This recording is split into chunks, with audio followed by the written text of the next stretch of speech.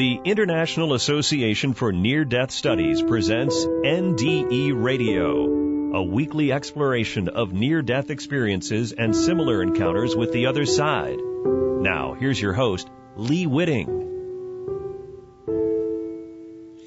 How much guidance is available to us from the other side, and how do we get access to it? Do we gain in wisdom once we cross over? Or are spirits on the other side actually channelers themselves, simply channeling the love of God? Welcome to NDE Radio, brought to you by IANS, the International Association for Near-Death Studies. I'm your host, Lee Witting. Our guest today is Stephanie Banks, and prior to Stephanie's near-death experience, she says she led a life directed in modern-day terms that lacked depth and clarity. But following her encounter with death, her life transformed to that of an awakened soul. She is now dedicated to mastering this wisdom and writing candidly about it, all that she learns through the process. Her connection to the non-physical realm and her book, A Soulful Awakening, have offered guidance and transformation to those who seek insight into our existence. Stephanie attended the University of Western Ontario and is currently enrolled in a master's class of spiritual enlightenment. She lives with her family in British Columbia, Canada. Stephanie, welcome to NDE Radio. Thank you, Lee. Thank you so much for having me. It's a pleasure to spend my morning with you. Well, I wish we had the whole morning. One thing I often hear from the listeners is they'd like to have a longer show than half an hour, but I think we managed to cram quite a bit into that. Stephanie, tell us about your experience that caused this transformation.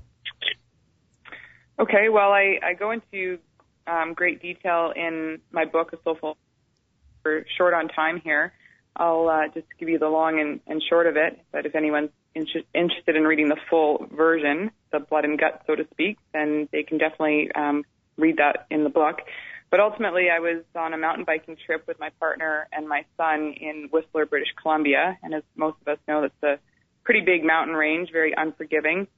And it was our last day, and partway through our last day, and I made an assumption, which led me to misjudge my surroundings, and I collided with a rock wall, face first, bike first, wrist first, the whole 9 yards, and then fell into a rocky gully below, and I don't have any immediate recollection of the experience that happened to me in those moments that I was lying in the gully, but it later came to my attention through my recovery that I actually reunited with one of my guardians and was shown in totality my physical and non-physical aspects of my life. Basically, I was shown my life and what I had in store for it. And I chose not to see too much of the other side, as I didn't want to be.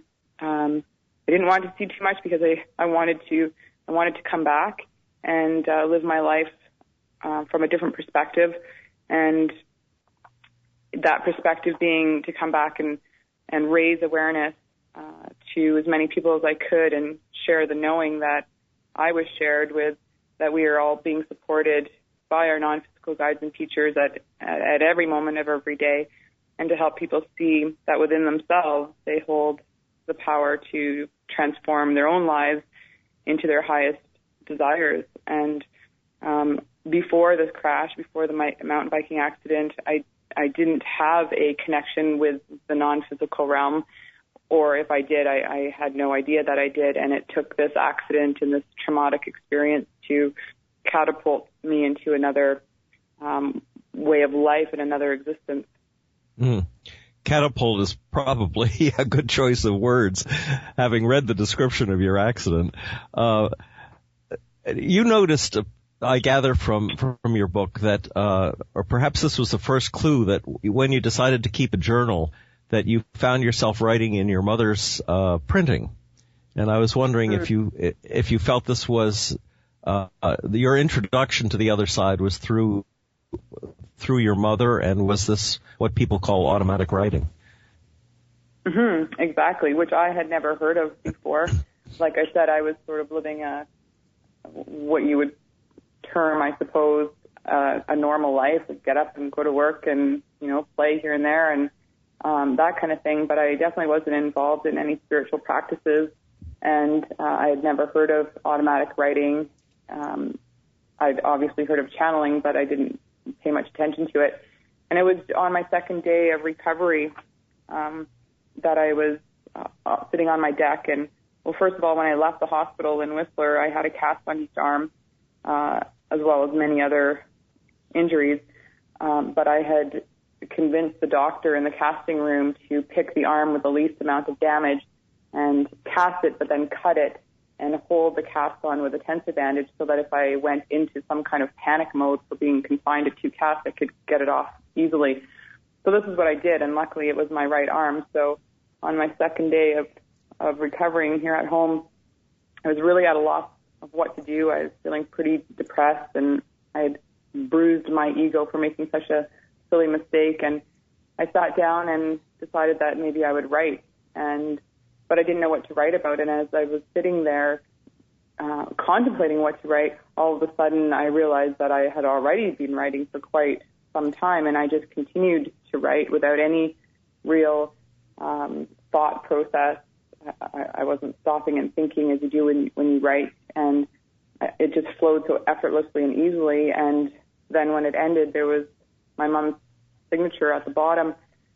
So I flipped back through the previous pages and realized that the printing was her printing from when she was alive. She died in 1996. So when I was 24, I lost my mom, and her printing was very distinct, as are most of our penmanship. And as I went back and read this message, there was so many concepts in there that I had never contemplated before. She was talking about the fact that we're in the heat of powerful times and things are changing and we're going through a spiritual evolution. And my door had been closed, but now it was open to the other side, and I'd been given numerous opportunities for this to happen throughout the course of my life, only I had not recognized them, and it took something a little bit bigger and a little bit sharper.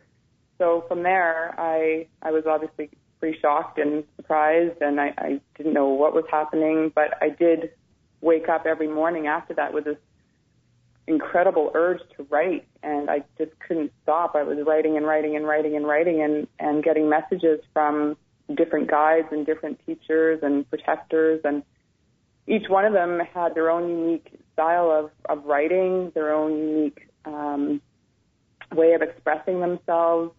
And every time I received messages from these guides, their writing or their printing would be the same as when it came through at a previous time, if you understand what I'm saying. So, and then for myself, I had to really start to, I needed confirmation, like, where are these coming from and who are these guides? And but these messages are so profound and so amazing and beautifully written that I couldn't stop myself from doing this. And one of the things that really resonated with me was a lot of these guides, or quite a few of them anyway, have the most beautiful writing. And when I was a young child, we moved from British Columbia to Ontario, and during that move, there was a gap in the educational system. So when I left BC, I hadn't learned how to handwrite, cursive writing. I'd only learned how to print. When I got to Ontario, they had already done this. So I don't write. I can, but it's very messy, and I choose not to do it. Yet when I'm channeling some of these guides, their handwriting is the most beautiful handwriting I've ever seen. Now, the message you got from your mother, did it reflect information or a way she might have talked to you when she was still alive?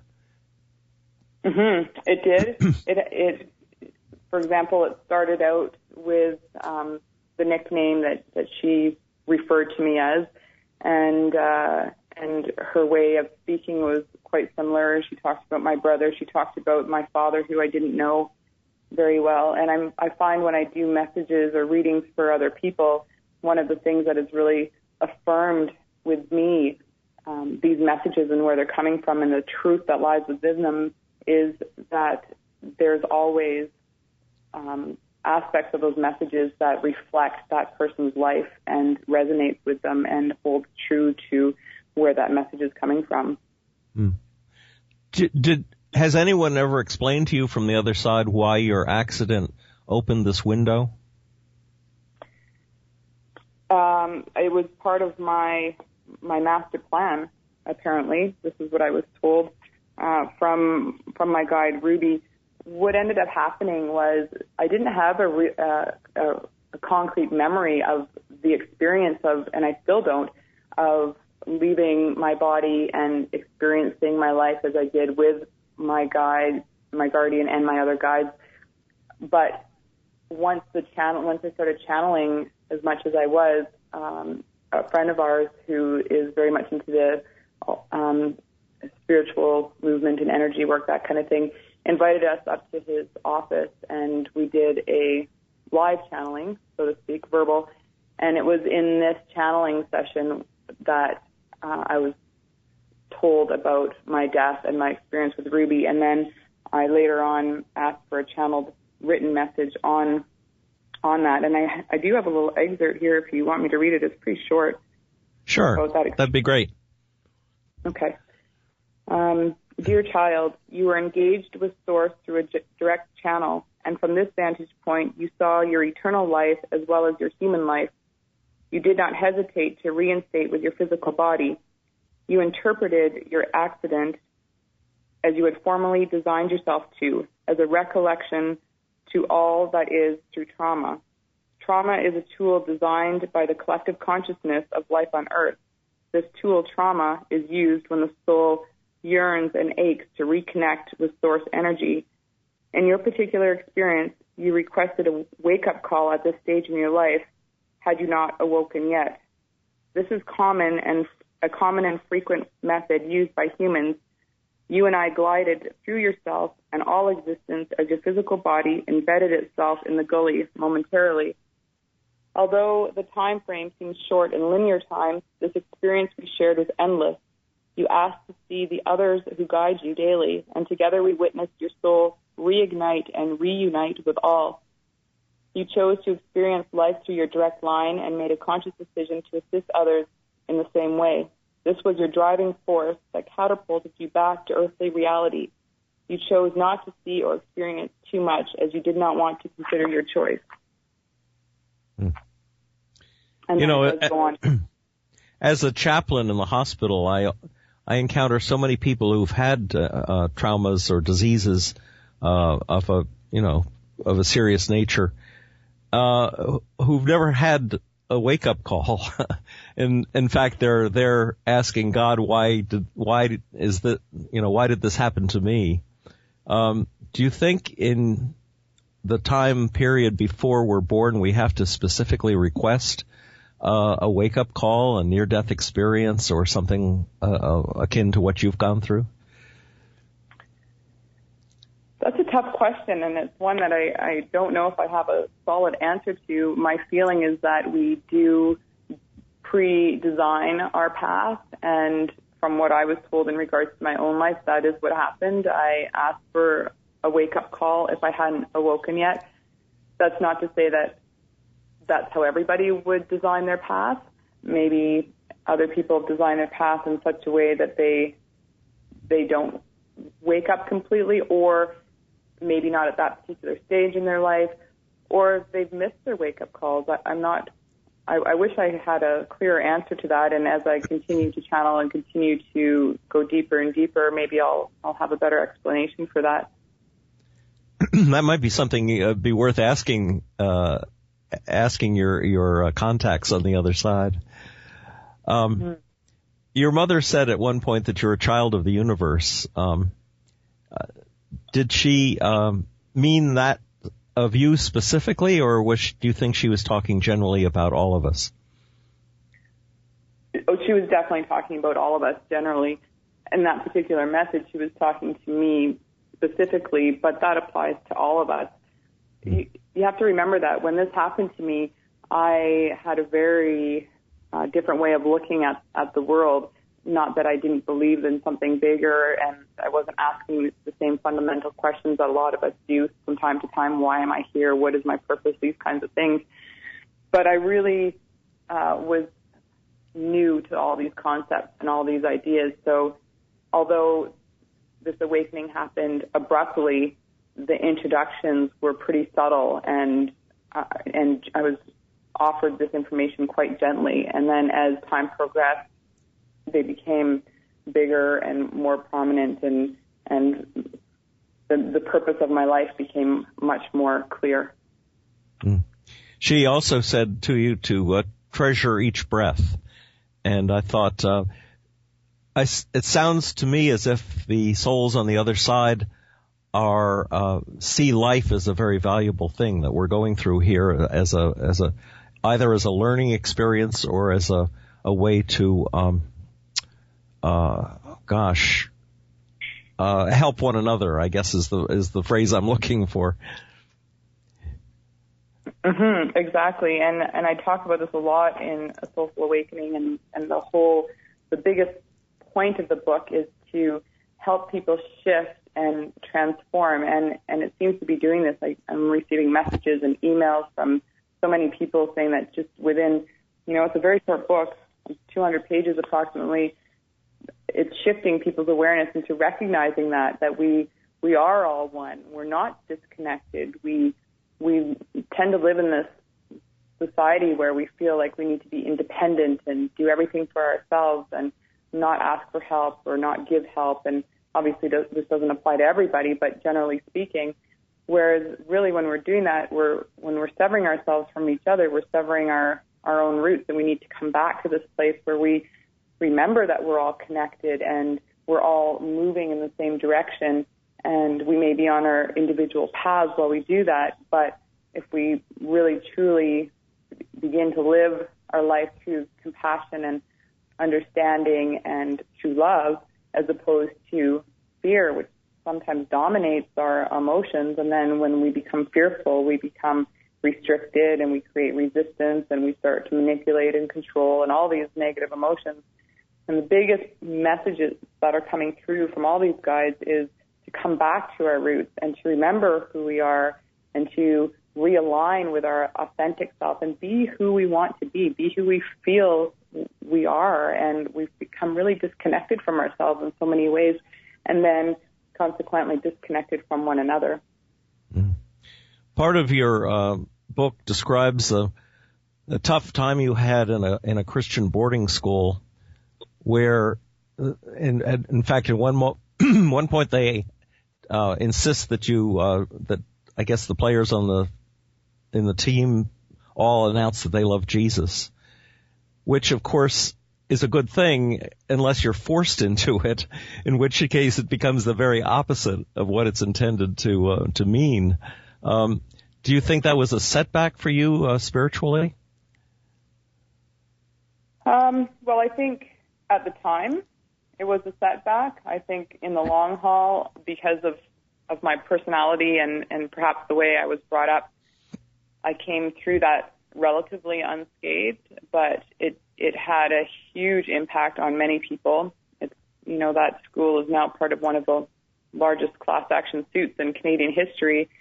And this doesn't just apply to religion, it applies to everything. It could apply to what I'm doing or to what you're doing. If you try to force something down somebody's throat, they're automatically going to feel resistance to that, because we're supposed to be free. We need to make our own choices. We need to live through our own experiences, not through other people's. And this is also very prominent in my book, is to start examining your own belief systems and the way you're choosing to live your life. Are you living the life the way you want to live your life, or are you living the life the way somebody has previously encouraged you to or dictated that you do? And the problem with this particular school that I went to was that if we didn't live the way we were supposed to behind those walls, then we were punished for that. And this is a paradigm that I think is beginning to shift and change, and humans don't learn this way. They may cooperate to a certain degree out of fear, but that's teaching through fear. And what I'm proposing we do is learn to teach through love, as opposed to those old tactics that I think are beginning to fade away. I hope they are. Another incident in your book, you describe a lecture you went to where apparently a fundamentalist Christian, was saying that channeling was, a scheme of the devil, I suppose, to something that we should avoid at all costs. Do you think that the motivation for fundamental Christians to say that is based in any way on reality? An experience of reported bad experiences with ghosts or with bad information from the other side? Or is it just prejudice on their part? I think it's that might be an individual question depending on who it is that's feeling that way. It does seem to be encumbersome of a lot of religions to feel that channeling or any form of tea leaves, that kind of thing, for whatever reason is. I'm trying to think of a word that wouldn't offend anybody, but I guess not so cool. And I think oftentimes it comes down to ego, or it could come down to just old belief systems carrying through. At some point, somewhere down the line, some religious figure decided that channeling wasn't for the average person, that was sort of restricted to people who were more enlightened, so to speak. But this is another thing I'm really trying to emphasize, is that we are all God. We all have it within us to find all the answers to everything that we're looking for. We just need to find a way to tap into that. And we need to start recognizing our own value and also recognizing the fact that this other realm really does, in fact, exist. And from a religious point of view, I think those old systems are also starting to die to a certain degree, and it's becoming more and more acceptable as we're awakening spiritually and moving forward in this evolution to let go of these old belief systems and become more accepting of the new ones. This is a little off the point, but you're you're involved in a landscaping business, right? And I was wondering if from before to after your accident, you felt more in tune or in touch with nature as a result.